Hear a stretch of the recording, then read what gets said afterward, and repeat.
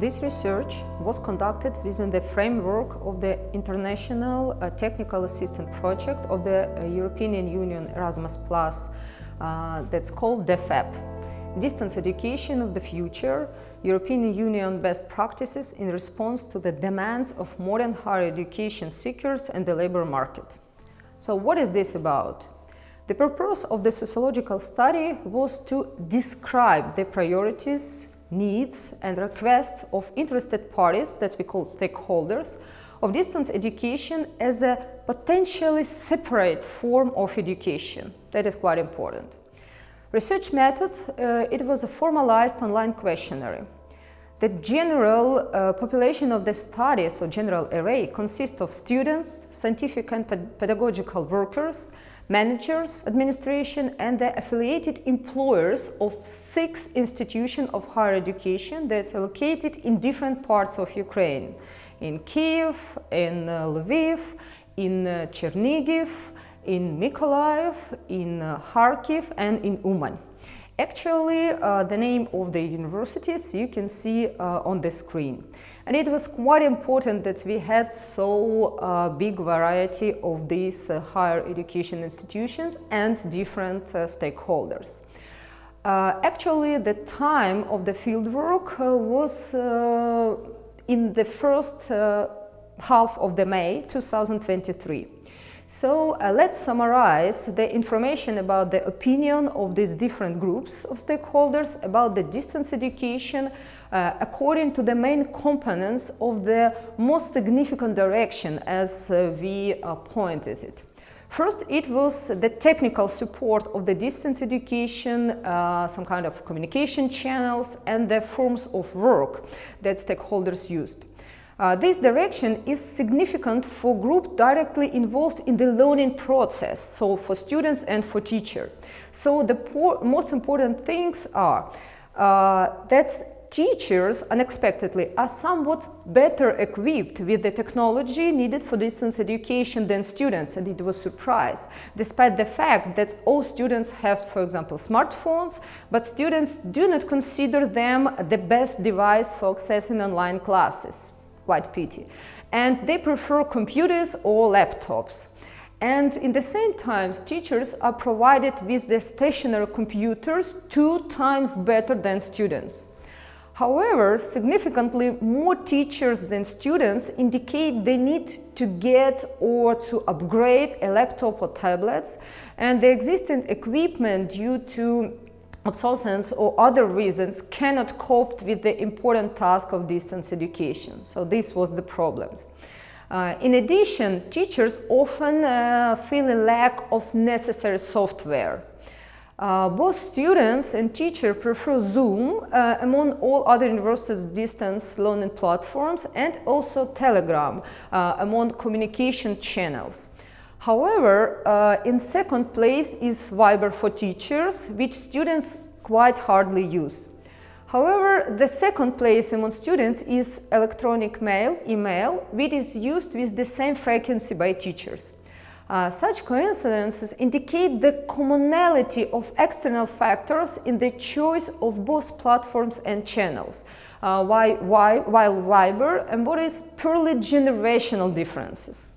Also, it is choice of communication channels that actually allows us to see the difference between different higher educational institutions at the level of both students and teachers. In the forms of work, both students and teachers prefer online lectures, but in the second place, for students are abstracts and some kind of video recordings of lectures, and for teachers, it's different. It's Moodle distance courses and some kind of interactive materials. It is important that the first place, same as in the case of communication channels, is the same for students and for teachers. Second important thing is problems and difficulties of distance education. Actually, in this direction, the opinion of 3 groups of stakeholders usually coincide. The most frequent claim of teachers, students and managers to distance learning is a psychological discomfort, and it was both from the learning format as a whole and from its actual individual components, in particular the need to turn on cameras. That's quite important for the kind of communication. Another universal claim that appeared even in employees' answers to open questions, it's a lack of full-fledged communications, degradation of communication and team skills, and the practical component of education. Also, the claim to the difficulty of self-motivation to study and to work turned out to be unifying. Managers mentioned this problem especially often. Increase in the workload of teacher, which is noted by students and managers even more often than by the teacher themselves. Also, teachers very often complain about the increase in additional time spent in the answer to open question.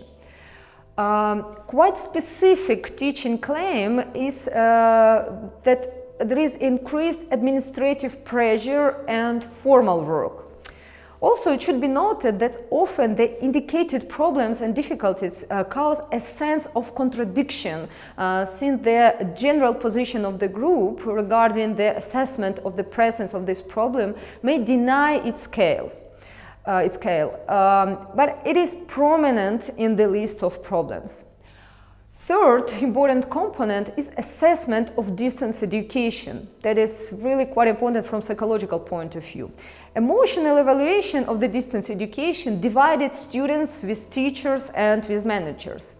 Students more often reacted in general to the transition to distance education, either without emotions or with some kind of pleasure. But teachers also met the transition without emotion in most cases, but disappointment took the second place. And among the managers, among the administrative staff, those who were upset by transition turned out to be almost as many as those who did not feel any emotions.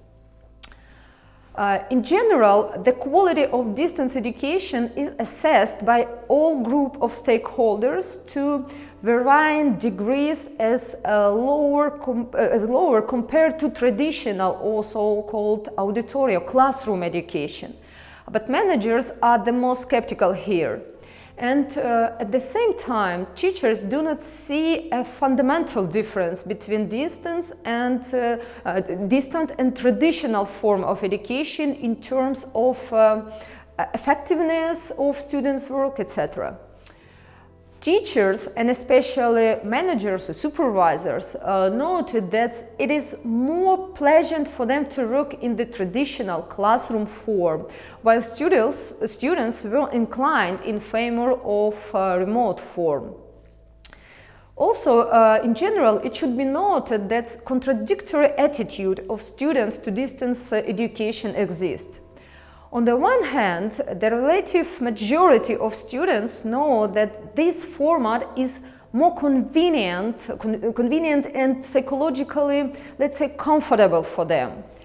But on the other hand, the relative majority, and in some universities, in some higher education institutions, even the absolute majority, tend to evaluate the education received in this format as of lower quality, and among the problems that are associated with distance education among students, they mention psychological discomfort. It often appears in the answers, and despite the fact that psychologically distance education is more comfortable for them. It remains to assume that psychological discomfort is not related to the form of education, but to its very fact, and in the case of distance education, the level of the discomfort is lower for students in contrast to, for example, teachers and to managers, to administrative staff. The attitude of employers to distance education is also sometimes controversial. On the one hand, most employees see no problem in the fact that the position will be occupied by a person who received education in distant format. It seems that employees are primarily interested not in the method of obtained education, but in the ability to apply the skills developed during training. Personal decisions of almost 70% of employers will not change in any way due to the appearance among job applicants with those who have a distance diploma. But what is interesting, at the same time, if a recommendation on the form of education is needed for family members, for example, then again 70% of employers will recommend traditional education rather than distance education. So you see quite important things.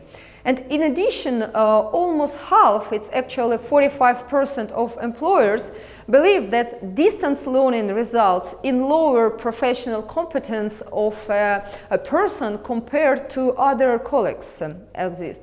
So among the interviewed employers, there is a group of those who do not see the decrease in professional competence as an obstacle to hiring a person. That's good. But based on the fact that employers consider the lack of communication and so-called collective skills as the biggest disadvantage of the remote format as a result, it can be assumed that these are the main reasons for employer skepticism that we have found in the answers. This skepticism is actually purely practical. Therefore, at the level of so-called generalized questions, which rather relate to the principles of personal selection as something fundamental and abstract, it is not recorded. And nevertheless, employers are interested in distance education, and the share of those who consider it useful to join the organization of distance education and its education also not predominant. But it reaches about a third of the respondents, depending on the specific question that were mentioned. The question of the cost of price of the distance learning versus full-time versus part-time has clearly divided students and employers with other stakeholders. And here we saw a serious difference. Teachers and managers with almost the same indicators, a bit more than 50%, were inclined to the same cost of distance education as full-time, while a bit more, 61% of students choose the option cheaper than full-time, but more expensive than part-time. Actually, this difference would appear to be a self-evident truism, were it not for the fact that actually employers are not noticeably closer to students in terms of distribution of their opinion. Actually, perhaps what unites these two groups and contrast teachers and administrative staff is that actually employers and students are the actual consumers of educational services, while teachers and administrators act as producers, sellers of these services. So here is the difference that we have found. So we have a specific echo of the modern version of the industrial class conflict. Actually, the option with a lower price of distance education was more often chosen by those actually who consider it an imitation of real education, and for those who mentioned that this quality is lower than traditional forms. It's important to note that cross-tabulation and correlation analysis demonstrate that distance education, regardless of the formulation of a specific question, is so far evaluated in comparison with the traditional forms and not as an independent type of education. Actually, we note that the answers of teachers and staff and managers, administrative staff, regarding these proposed in the you can find in the table in the report, that are strongly related to the emotional attitude, to the actually transition to the distance form of education. And at the same time, male teachers are noticeably more skeptical about the evaluation of distance education compared to women. Difference is sometimes 10–20%. Also, those teachers, those staff whose working conditions are worse, were more likely to agree with negative statements. Those who agreed with the positive statements are more interested in all the proposed areas of professional development. Actually, there is a clear correlation between the answers to this thesis and the evaluation of the effectiveness of students' work. Those who are inclined to optimistic evaluation of the effectiveness of students' work are also optimistic about distance education as such, as a form, and vice versa. Among the universities, the most pessimistic about distance education was few universities, but the most optimistic was Kyiv National Economic Universities and Karazin Kharkiv National University. There is no connection between the answers regarding the evaluation thesis and the position, salary, and experience. Actually, students' answers to questions about the evaluation thesis also do not depend on formal parameters. Actually, students who combine study with work are more optimistic about distance education as a separate form. The relationship with specialty is very strong. Technical, mathematical, economic, and management majors rate distance education the highest, while another, like medical students, rate distance education the worst. Also, interesting example, Kyiv National Economic University students and teachers are the most optimistic in their assessment of distance education. And distance education is also optimistically evaluated by managers from Kyiv National Economic Universities. But their colleagues, for example, from Chernomorsky National University, are leaders in skepticism. And in Uman University and Kharkiv University, the distribution of grades is even but polarized. There are a few average grades. Men in this group are also more skeptical than women, as in the case of teachers, of teaching staff. Similarly, in the group of employers, those gender did not affect students' grades alone. Large and medium-sized enterprises are noticeably more skeptical than small and ultra-large ones. Representatives of those firms where the majority of employees can work remotely show the the biggest optimism in distance education assessment. So, summing up, we know that stakeholders are generally ready for the distance education as a separate form, but their readiness is quite heterogeneous. Students are quite optimistic about distance education, mostly focusing on its practicality and optimism and comfort, but aware of its lower quality. Managers and teachers also see the problem of the lower quality of knowledge, of skills obtained in the distance or remote format, and they also emphasize a number of problems of special characteristic of it. For example, they note about organizational, about technical, about psychological, etc. But at the same time, they understand the rationality of this format. It is quite important.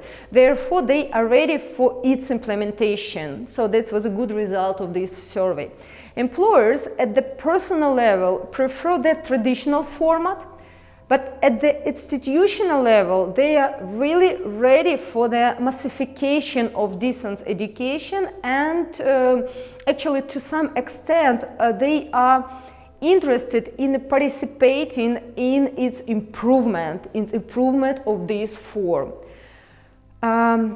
And also there is a strong differentiation of attitudes toward the distance format among representatives of different areas of education, different higher education, so different universities, etc.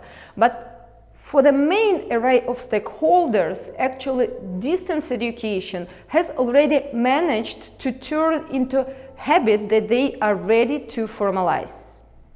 So that's it. That's quite short description of the result of this survey, and please join the official web sources of the project and see how work will go on.